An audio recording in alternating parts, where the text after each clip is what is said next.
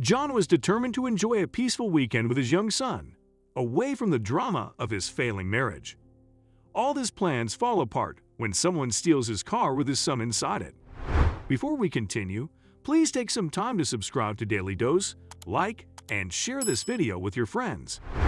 "We're going to have a nice, quiet weekend at Grandma's," John said as he secured his son, Max, in his car seat. "No shouting or fighting. Sound good?" Max babbled and bonked his toy bison against the car seat. John couldn't help but smile. It was good to see him happy. Although John knew Max was too young to understand what was said during John's fights with his mother, Anna, he worried what it might be doing to Max's mental development. "And hey, Grandma said she knows a guy who might give me a job," John continued as he pulled out of the driveway.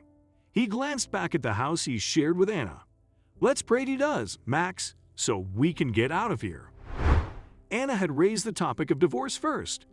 They'd had another argument about John's failure to secure a new job, and Anna threatened to take Max and disappear.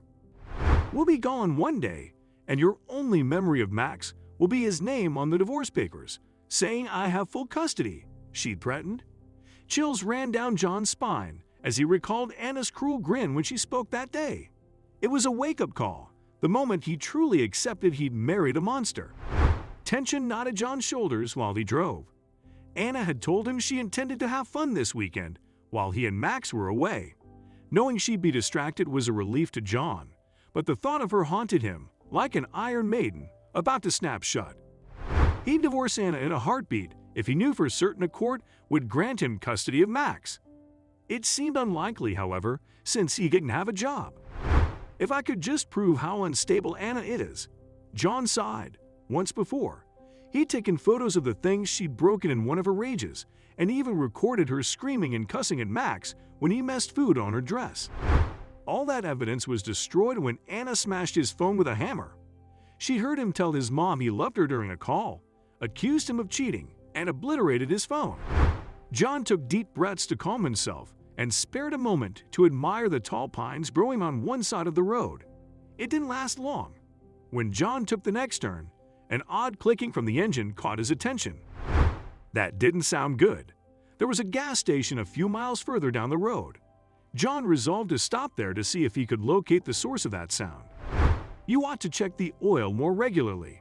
The brusque man at the gas station who'd helped John with his car slammed the hood shut. "Whole engine can seize up if you run it dry." "I do check it regularly," John replied, but the man rolled his eyes and walked away. John looked at his car and shook his head. Hadn't he checked the oil just last week? He hadn't noticed any signs of an oil leak, so what was happening? "At least it's fixed now." He sighed and drove over to the pumps to fill up on gas. "Another 20 minutes, and we'll be at Grandma's," he said to Max. "I hope you're ready to get spoiled rotten, little man." Max was too sleepy to do more than mumble. John was heading inside to pay when he heard another awful sound. Someone was starting his car. "Hey!" John sprinted toward his car as it pulled away from the pump. Max. Tires squealed as his car accelerated quickly into the traffic. John watched in horror as a pickup swerved to avoid colliding with his sedan. Horns hooted and brakes shrieked. There was nothing John could do but watch as the thief sped away with his son. John immediately reported the theft and kidnapping to the police, but he couldn't sit idly by and wait for them to find Max. He had to do something, anything. John set off along the road in the direction of the thieves. After jogging for a mile, he saw something that made him break into a sprint. Slippery pine needles made him lose footing as he ran to his car. He scrambled on hands and knees to grab the door and tucked it open. Max was gone. No, God, no. John climbed into the back to search through the blankets tucked around the car seat, just in case. That's how he discovered the ransom note. Go to the abandoned cafe on the corner of Park and Jefferson at 6 p.m. if you want your son to live. If you call the cops, you'll never see him again. John pressed the note to his chest and wept. What should he do? After months of joblessness, he only had about $100 in his bank account. Could he sell this car? What about his house? A faint scent lingered in the car, something musky and familiar. John climbed out and looked along the road in both directions. He had to do something. For half a second, he contemplated calling Anna, but quickly dismissed the thought. Nothing she'd do would improve this situation, but somebody else might be able to help him. John climbed into the driver's seat and started the car. "So you want me to stay on the line while you talk to the kidnappers? I don't know about this, John." "Please, Mark, I can't call the cops."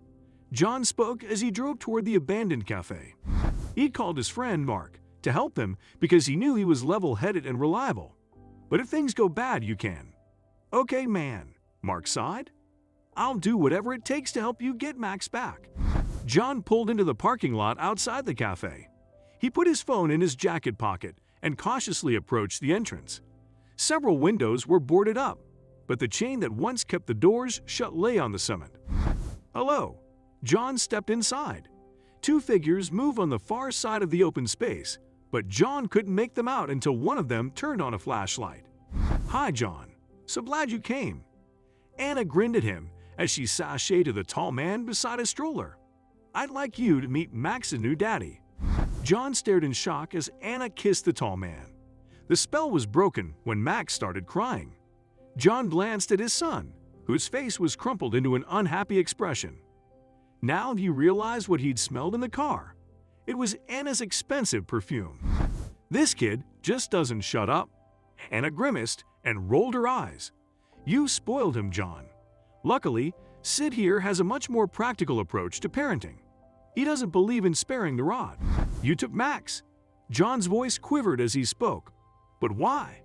Is this just your latest idea to hurt me, Anna?" Anna giggled. "No, although I hoped your car would be ruined when I drained the oil from it. I'm done with you, John. Unfortunately, there's the teensy problem of paperwork." She slapped a folder down on one of the cafe tables. "This is how this is going to work, John. You're going to sign these divorce papers, and I'm going to leave here with Sid and Max." "No, I'll sign the papers if you want, but leave Max with me." "Never." Anna thumped her fist against the table. "Sid is going to care for both of us way better than you ever could. Make no mistake, you lazy good-for-nothing, I'm leaving you one way or another. If you don't sign these papers, we're going to take off anyway." Panic pounded through John's veins. He glanced at Sid, who had a sick smile on his face, and then at Max. Anna had startled him, and he was now red-faced and bawling his eyes out. John had to do something to save him. "You never told me your kid was such a vidkill." Sid frowned down at the stroller. "Shove a pacifier in his mouth or something." Anna kept her gaze fixed on John as she spoke. He felt like a rabbit frozen before the wolf. "He's upset." John slowly walked closer. "If you let me hold him, I cold." "You'll run off." Anna rolled her eyes. "I wasn't born yesterday." "Max will shut up eventually," she said to Sid. "Just ignore him. He might need his diaper changed." John looked Sid in the eye. He thought he might be able to convince him and Anna to leave Max with him. "You should check. Just lean over and smell." "I ain't doing that." Sid stepped away from the stroller and turned to Anna. "Do we really have to take the brat with us? We'll have a lot more fun if it's just the two of us, baby." "I want to keep him," Anna pouted. "I'm the one who had to carry him around in my body. He's mine, and I don't give up what's mine." John needed to change tactics. Sid had moved away from the stroller now, so John might be able to grab Max if he got close enough. He grabbed a chair lying on the floor and threw it at the table where Anna had placed the divorce papers. When Anna and Sid recoiled, John dashed to grab Max. As he lifted his son from the stroller, a hand closed around John's bicep. He hugged Max closer and tried to wriggle out of Sid's grasp. Something smacked into his leg hard enough to bring John to his knees, and then hands were wrestling Max from his grasp. "I love you, Max," John muttered. He looked at his son's red cheeks and sorrowful eyes and felt his heart break. Would he ever see his beautiful child again? "Police, put your hands in the air and don't move." John looked up at the police officers bursting into the cafe through a blur of tears. He heard Anna scream and watched one of the officers tackle Sid to the ground when he tried to flee. John rocked his son in his arms as he pulled his phone from his pocket.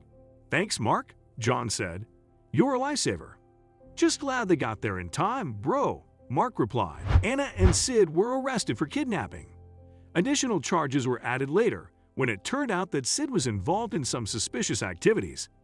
Even though he knew Anna was behind bars, John couldn't bear the thought of returning to the house he shared with her. He sold the house and temporarily moved back in with his mother. She was very happy to have him and Max in her home, especially when she found out what he endured on his way to visit her. "Just focus on putting it behind you now," she said one day. "My friend Theodore will be here tomorrow. He wants to retire and desperately needs to hire someone to manage his business. He's eager to meet you, John." John just nodded. He was feeding Max some applesauce and, honestly, was too traumatized by everything that happened with Anna to think about work.